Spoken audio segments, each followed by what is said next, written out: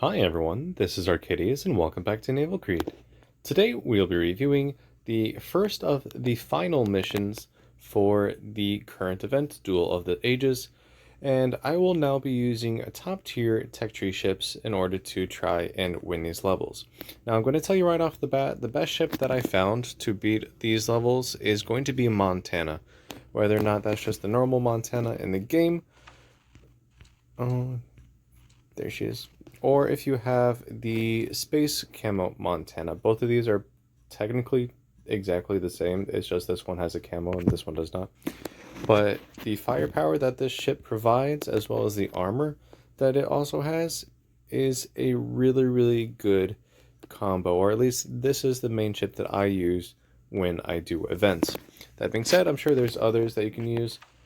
I've seen people use the Super Yamato, but with only 6 guns, even though they're the largest caliber in the game, it still kind of limits your effectiveness. You have France, which is pretty good too, pretty decent secondaries, good speed, good armor, pretty decent guns with good shell velocity, but you turn like a brick. But this is still a pretty decent option. I will be using her in tomorrow's video when we do the medium difficulty final mission. You also have H-42, which is one that I will be using today for the lightweight mission. Good secondaries, really good main guns, pretty bad AA. She turns like a brick, but her speed is pretty good, her armor is really good, and she even comes with hydroacoustic search, which is actually going to be very important for this mission. British. I don't recommend Centurion. Her semi-armor piercing shells are not going to help you any. And it's going to be very situational of when they will help you. But for the most part, you're going to want to use a ship that has high explosive, just as an all-around good balanced ship. So high explosive for lightly armored targets, and armor piercing for pretty armored targets. And then we also have Victoria. This ship technically can work. I've seen a lot of people use her in earlier events. She has really good speed. Technically good firepower. She has 4 twin 18-inch guns with really powerful high explosive if you use the 4,000-pound shells. But honestly, I just find her armor utterly lacking. And I actually don't really like playing the ship even outside of events. So to me, this ship is not a good choice, but if you feel you are comfortable with it, go ahead. Technically, you can use a Katarina. I know you haven't, or we haven't reviewed her yet, but I guess I could see her being pretty decent. She has enough firepower with high explosive and armor piercing to handle pretty much anything that comes your way. And even though she has absolutely no anti-aircraft guns, even though there is a carrier in the game, you don't really see any aircraft. So if you do have her, feel free to try it. She even has a radar dish on top. That's interesting. It's kind of weird to see a dreadnought kind of ship with a radar on top, but there we have it. So technically you could use this ship as well. For 9.6 ships, we have Soyuz at 9.5. She could do pretty decent as well. That being said, she is only limited to 9 16-inch guns and questionable armor on the broadside, which can also be a bad thing. Oh, you have Temeraire. Temeraire actually could do pretty well in this event as well. She does have, or to me, slightly worse gun shell characteristics than Montana, though she is just pretty much a British Montana. Her armor is a little bit worse though, in my opinion, so I don't usually use her all that much, but she does have really good firepower as well. Let's see here. Rhineland and H40 or H39 are both 9.0, so I will not be reviewing them. You have Jeanne d'Arc. Really good rapid firing 15-inch guns, pretty decent secondaries as well, good speed. You have the gun reload booster. You definitely use her as well. This is also her new camo. I could show it off, but she's not a tech tree ship, so I will not be using her. And honestly, I feel like France actually may have the advantage over this ship, mainly based on the fact of armor and just health points as well. But you could definitely probably use Joan d'Arc to a good advantage as well. We have a couple 9.6 ships for America. We have Illinois, really good guns, amazing speed, decent AA, really good secondaries, armor. I mean, you know what to expect with Iowa class battleships in their armor. If you get broadside, you're going to be smacked. But if you angle enough and go nose in, you're pretty much invulnerable. I actually have tried using Illinois on these events, and it does not work out. And I'll explain why that is in a moment as we go over the potential adversaries that we see in game. But even though, as much as I love Illinois, she's one of my top favorite ships in the game, I still actually lost the event mission with her. So just keep that in mind. We also have Ohio, or Louisiana. This ship actually could do pretty decent. The main thing you're looking for when you do these event missions for the final missions is good long-range firepower. You want to stay at range as most or as long as possible and have the best advantage at that range. So with Ohio having really, really fast shell velocities and pretty decent armor, the same as Montana, she could do really, really well as any other ship, and possibly even better than Montana. But you do lose, what, 4 gun barrels to Montana? So at that point, it's kind of down to how good your accuracy is. If you feel like you can be pretty decent with your accuracy and guns, definitely try her. I could see that working out pretty well. But I like the power and the broadside of Montana, so that's the ship that I focus on the most. Alright, and then actually, there was another 9.6 French ship, or a 10.0 I should say, Charlemagne. Now I don't actually have this ship, so I don't know how she would react. But to me, it seems like she's a mix of Joan d'Arc and France. So she has a Joan d'Arc hull, pretty much with France main guns, or close enough thereof. There's a little bit of difference in caliber. But I have seen this ship quite a bit. I can kind of guess how it'll perform, and I would say it's pretty decent. It might actually be quite similar to France, so yeah, I could see her definitely being a very good ship. And then last 9.6 we have is Akaishi, or the Yamato refit, with the amazing camo.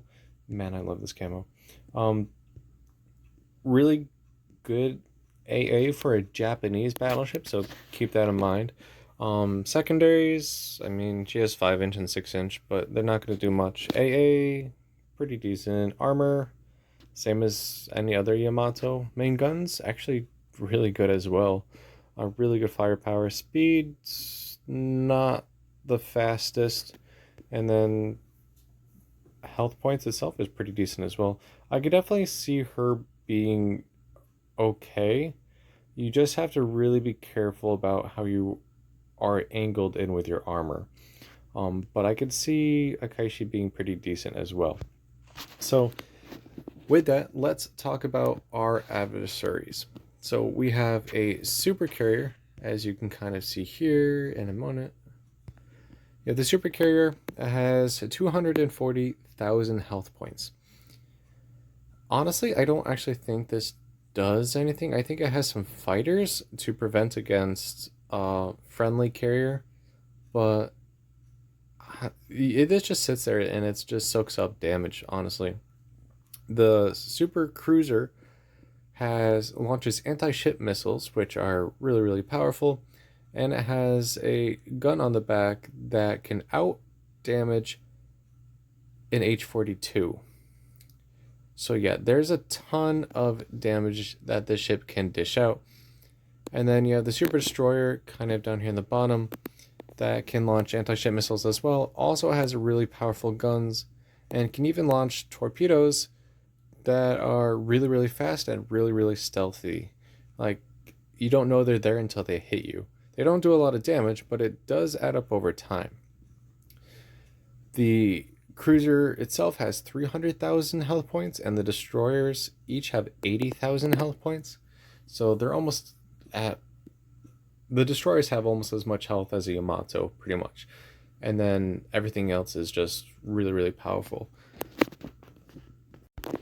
Alright, so for this first mission, I'll be using H42, not for her secondaries though, but for her health and her hydroacoustic search, along with her pretty decent main guns. They might have questionable accuracy at range, but if you toss enough shells downrange, some are going to hit. And if you do get into secondary range with, let's say, the super destroyers, then they will do continuous damage, and your Hydra will help you dodge the torpedoes. That being said, she is not the best ship, but you can't really dodge the anti-ship missiles. You're going to be hit by them no matter what. And you just have to stay out of range of the super cruiser and super destroyer's main guns, because they aim right for your superstructure like all German battleships do, and they just do a ton of damage. It's actually ridiculous. That being said, the ships are not invincible. For the carrier, it can be citadeled. It's not always easy to citadel her, and it might actually be better just to try and high explosive spam her.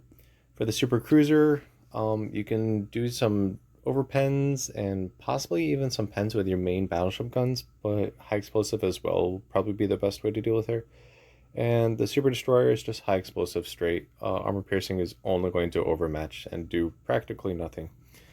So yeah, you will also be seeing a Katarinas, some Stalingrads, and also some Project 24 battleships, which are the Kremlin namesake ships, or the other Soviet Russian battleship line that's not actually even out for preview yet. So you can kind of get a look to see how she is affected in game and how she plays. She actually looks really, really good. Her armor's pretty decent.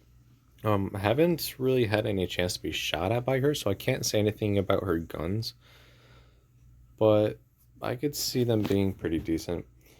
So today we'll be going on with H42 against the lightweight mission. So let's toss her into a game and see what we can do. Alright, so we have a couple teammates. I definitely do not recommend doing this solo. So we have a FDR, actually, no, that's a Coral Sea, so that's a Midway sister ship there. We have a Montana, 2 Wisconsins, me and an H42, another Montana. We have a Borgogna, which is a Joan d'Arc sister ship, and a Lion, which I don't actually recommend using at all, but I think that's just what this player has. On 2 other, so carrier, me, 4 Montanas, 2 other teams mates, 2 Iowas, and a Des Moines and a Gearing. And we have as adversaries one of the super carriers, and a Katarina, a Project 24 Kremlin, a super cruiser, a Stalingrad, and 2 super destroyers.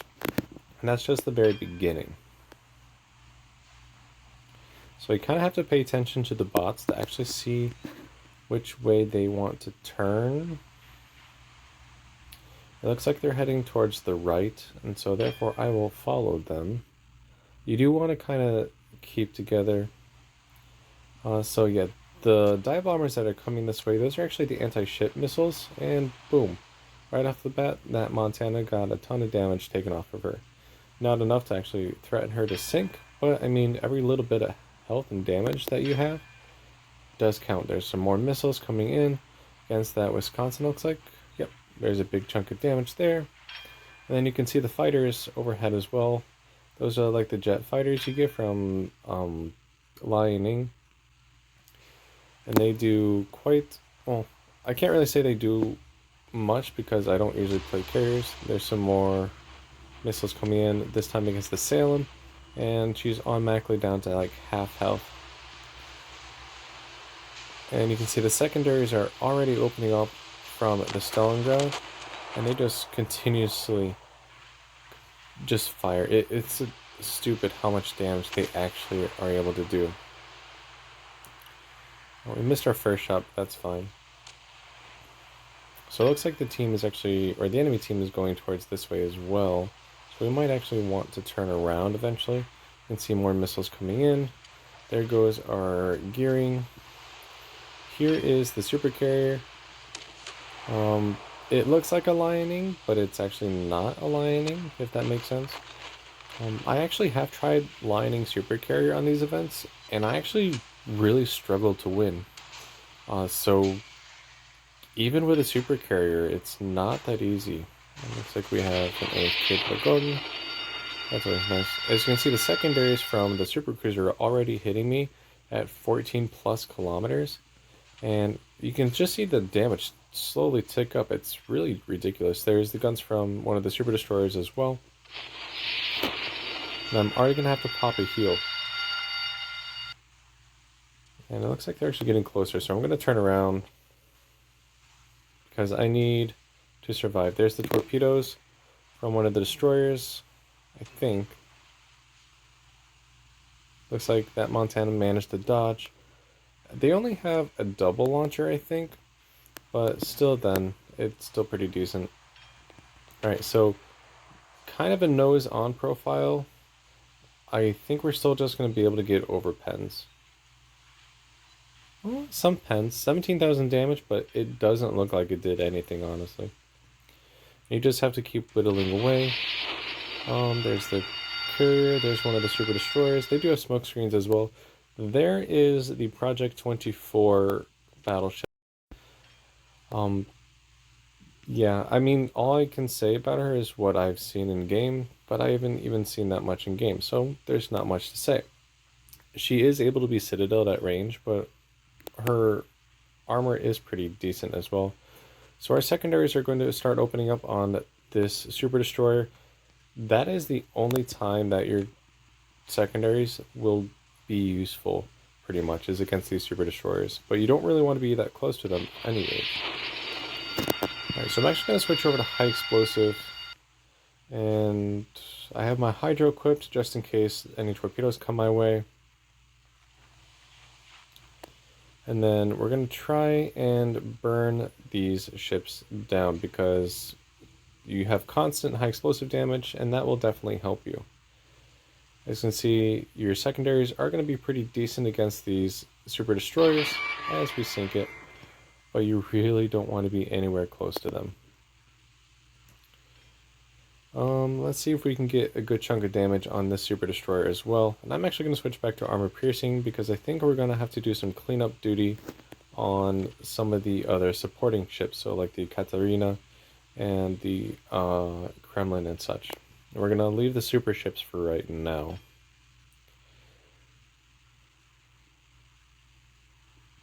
Alright, so let's see how the armor is on the Project 24 battleship at 14.5 kilometers, fully broadside. That's actually pretty decent accuracy as well. As you can see, almost 40,000 damage, but I mean, if I was in Iowa, it probably would have been one-shotted. Montana, probably not so much, but she has about the same amount of broadside armor as I would expect her to have. So, pretty easy to citadel, but if you even angle it just enough, you'll just ricochet everything. But fully broadsided, you're going to be pretty vulnerable. So the super ships are actually coming back. Maybe I can get... Yep, there we go. The secondary is working on that carrier. I don't know if I've actually been in secondary range on the carrier, so I don't know how it'll be. Though it looks like it is able to do some damage, so anything helps. Working over the... Yep, there you go. See, just a little bit of angling on that battleship, and all of a sudden she's bouncing everything. Let's see if we can finish off this Ekaterina, and then we're going to switch back to high explosive and try and take out some of these super ships now, since they are kind of getting in the way. There we go, finished off the Ekaterina. I really wish my hydro was up because I really don't want to be torpedoed. But we do have our fighters up to try and give some forewarning. And it looks like my secondaries decided to switch targets. That's fine. We're going to pop another heal. High explosive towards the super cruiser. So you can see how armor piercing didn't really do all that much, and neither does high explosive. So it really depends on what kind of angle the ship is giving you. Sometimes armor piercing is better, sometimes high explosive is better. It's really hard to tell. Let's see, high explosive on the carrier. How does that work? Our secondaries are working over the Kremlin. I don't think they're actually going to do much. Pretty decent number of hits on the carrier, though I think the damage was shown over the Kremlin, so I don't know how much damage I actually did. And yeah, the secondary gun on this cruiser is shooting me at almost 15 kilometers with pinpoint accuracy. I do see the destroyer on the Hydro is up, so we are going to put that on for any kind of torpedo gifts that it might have sent my way. And you can see how powerful this one gun is. It's just 100% accuracy pretty much every single time, straight to the superstructure, and it does a lot of fire damage and can set tons of fires. Alright, so more high explosive towards the carrier. As you can see, the carrier doesn't actually do much at all. It just sits there. It does have its fighters, and it is, all of these ships have extremely powerful anti-aircraft guns. You can barely get even like the fighter jets aligning to attack any of these ships. So in that case, carriers are definitely not the way to go. And as you can see, with the destroyer, you're going to be taken out by secondaries in seconds, honestly. We have another heal. Let's pop that. The carrier is about to go down, hopefully soon. And then we just have to work on this last cruiser and destroyer. Now I'm going to switch back to armor piercing, even though the destroyer is sighted, mainly so I can take out this cruiser, because that's the one that's doing a ton of damage right now. Though there are the missiles coming in as well. You can see how much damage they're actually doing. They're always going to hit you no matter what. You can't dodge the missiles. So yeah, you're just going to have a ship that can handle the damage that you receive from the missiles. So armor piercing, but she's angling now. And so a ricochet, but a couple pens. Secondaries are going against the second super destroyer, which actually will do quite a decent amount with your secondaries. So if you can out damage her, then you will eventually win that match, but you will still be set on fire quite a bit as well. And as you can see, I have almost 500 secondary hits, one fire. So you pretty much have no fire chance at all on any of these ships. And the destroyer, being a destroyer, has a smoke screen as well. So yeah, I'm gonna have to actually pull back now because I'm getting way too much damage and I may not even survive this. We're gonna have to pull back. A lot of shatters on the cruiser there.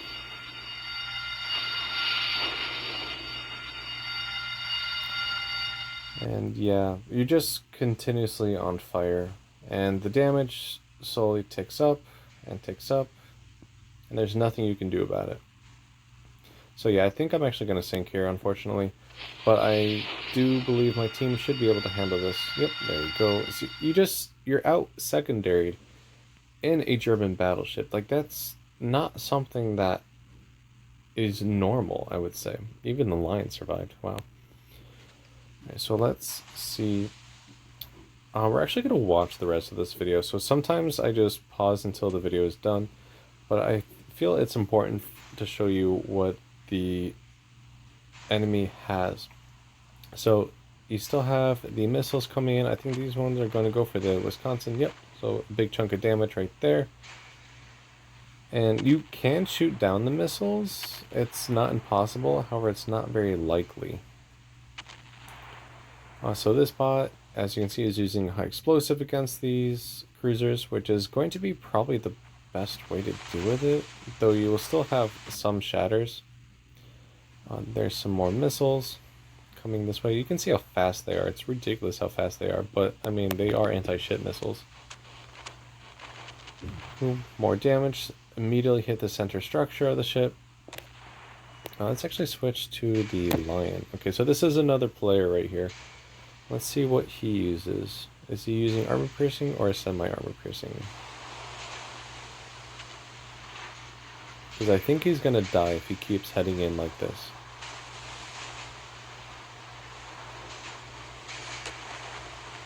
He's using armor piercing. Okay. So it doesn't look like the semi-armor piercing is going to do anything either, but it's also a broadside. So you can still do damage, even if it's just overpens. What else do we have? Oh, wow. All of our ships are pretty much low. So we have 2 Wisconsins over there, 2 Mains, and a Coral Sea. Do we have another bot player? No, the Bergogna was sunk because he was AFK. Alright, so that's nice. So we only have this one player left. But the cruiser just went down. Now it is only the destroyer, which is arguably actually one of the easier super targets. Okay, so here comes some of the musket missiles. Boink. So I think the destroyers shoot the muskets and the cruisers shoot the granites. So there's some distinction between the missiles there. I don't know if there's any change in damages, but there's that. Let's go back to the Lion. So you can just see the constant damage that these smaller guns do. There's the torpedoes. So you can see how close they actually get before you can detect them. And they're really pretty fast. So even if you could see them, it doesn't mean you can dodge them. There's some more missiles. I actually got pretty lucky in that regards. That wasn't a lot of damage. But he's not going to survive this either. You might get one more salvo off, but with no high explosive. Oh, nope, smoke screen. Ooh, salvo? Let's see, is there any hits? Yep, a lot of hits, but not enough, and he will be going down right now. Alright, so now we are at the bots. Let's see which. So the. Oh, yep, see, the missiles just were shot down right there. So with a couple Montanas and a Corals midway, you can actually shoot down the missiles. Alright, so this is a bug. I don't know if you can see it, but the ship, it's the Super Destroyer was shooting its secondary gun from smoke and was hitting this Montana, but you couldn't actually see the gun shells coming out of the smoke screen. All you were seeing was hits on your ship and you were taking damage. And see here, the midway is now going to go down as well. There's nothing she can do about it. All we can hope is that these 2 Iowas can actually take care of this destroyer, which they actually can. The destroyer's pretty low health. And it would... Oh, we lost on time. Alright, so... Unfortunately, that was a defeat for the first mission, but it's a good indication of what you're going to be going up against. 364,000 damage, 3 ships sunk, 105 shell hits, 4 citadels, 1 fire only, and 438 secondary hits. We did 45,000 damage in high explosive, 237,000 damage in armor piercing, 11,000 damage by that 1 fire, and then 69,000 damage in secondaries as well.